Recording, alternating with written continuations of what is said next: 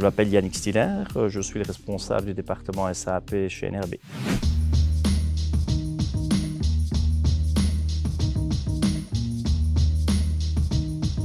L'objectif étant de faire des implémentations de la solution SAP avec le nouveau CRI, donc la nouvelle version S4, ainsi que des migrations pour des clients existants qui étaient sur des anciennes versions SAP et qui aujourd'hui ont le souhait d'évoluer vers cette nouvelle version, cette nouvelle plateforme S4HANA.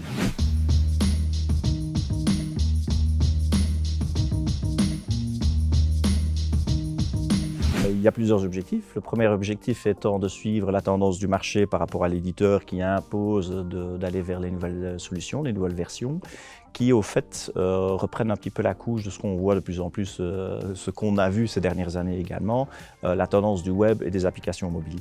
Donc c'est de pouvoir se connecter à tout type d'appareil au travers de solutions mobiles, n'importe quand, n'importe où, afin de pouvoir pousser des informations mais également consommer des datas. C'est un premier objectif. Le deuxième étant de pouvoir faire des intégrations natives. De plus en plus, on est dans des écosystèmes beaucoup plus complexes, beaucoup plus hétérogènes et non pas attitrés à une seule technologie. Et donc, cette nouvelle version amène au fait toute une couche d'intégration plus ou moins native pour pouvoir faire les interconnexions entre les différents mondes.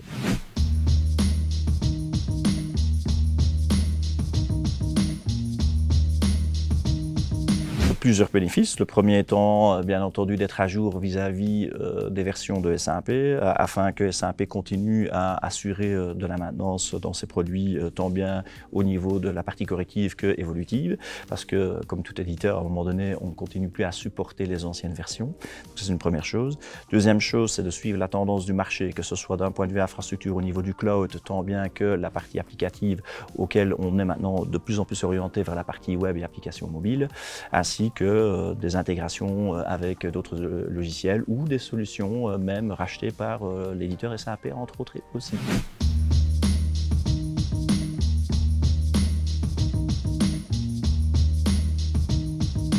Je peux donner deux exemples. Un exemple de Brownfield. Brownfield étant une migration périmétriso-fonctionnelle auquel on garde les processus métiers en l'état. Là, on a fait un exemple à l'RTBF. Un deuxième exemple étant un Greenfield, donc c'est une nouvelle implémentation auquel on implémente donc la nouvelle solution de SAP. Et là, un exemple concret étant la province de Liège.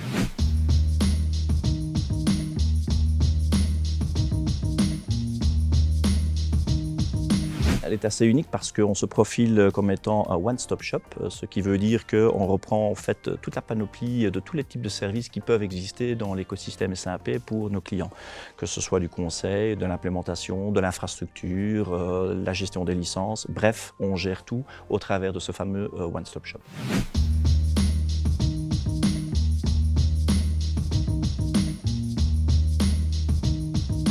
Clairement des compétences locales ici en Belgique pour pouvoir servir l'ensemble du portefeuille de nos clients avec quand même pas mal de compétences assez diversifiées, que ce soit le secteur public, le secteur de l'utilities, etc.